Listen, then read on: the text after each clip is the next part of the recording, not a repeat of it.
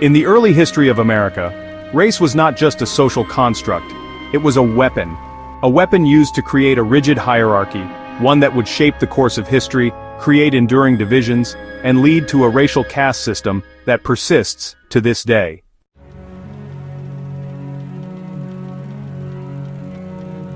The first major step towards this racial caste system came in the 1600s, when Europeans began to bring enslaved Africans to the American colonies. Slavery wasn't just about labor, it became a way to define an entire race as inferior. African slaves were not seen as human beings with rights, they were seen as property.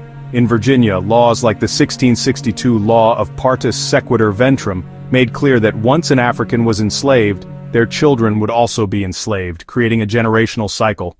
This created a permanent inheritable status of enslavement, primarily tied to race.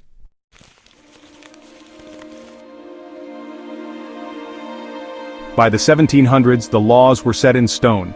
The Virginia Slave Code of 1705 solidified the idea of race-based slavery. Slaves were legally defined as property, things to be bought, sold, and inherited. Black people were relegated to the lowest status in society, and laws were designed to keep them there.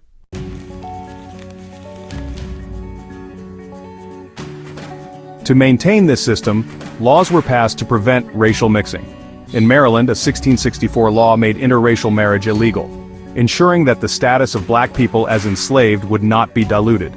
The racial divide was now codified not only in law but in every social institution.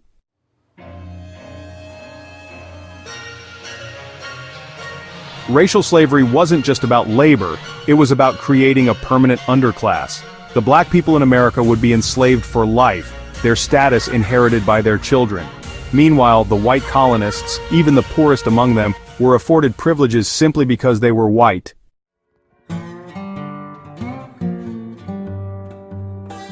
Religion also played a key role in justifying this racial caste system. Many slave owners used Christianity to legitimize their control over black people, teaching them that slavery was part of God's plan. This idea was rooted in the false belief that black people were inferior to white people, a belief that is still embedded in American culture.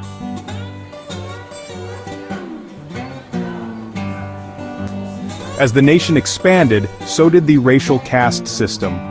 Slavery became an economic necessity in the South, entrenched by laws that not only kept black people in bondage, but also denied them basic human rights.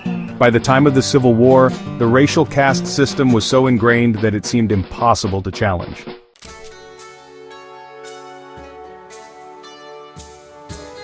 Even after the Civil War and the abolition of slavery, the racial caste system did not disappear. The 13th Amendment, which officially ended slavery, left a loophole that allowed forced labor as punishment for crimes. This led to the rise of sharecropping and later the Jim Crow laws, which legally segregated black people from white people in every aspect of life.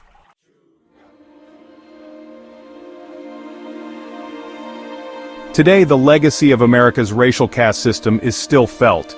Disparities in wealth, education, healthcare, and criminal justice are a direct result of centuries of systemic racism. While slavery may have been abolished, the structures that created and maintained the caste system still influence the lives of black Americans today.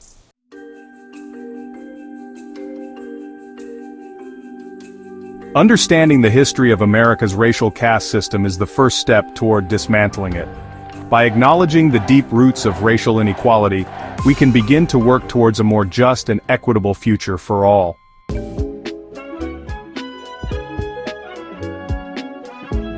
Thank you for watching. If you found this video insightful, don't forget to like, share, and subscribe for more in-depth content. Hit the bell icon to stay updated on our latest videos, as we continue exploring important topics that shape our world. Together, we can make sure these stories are heard and understood. See you in the next video.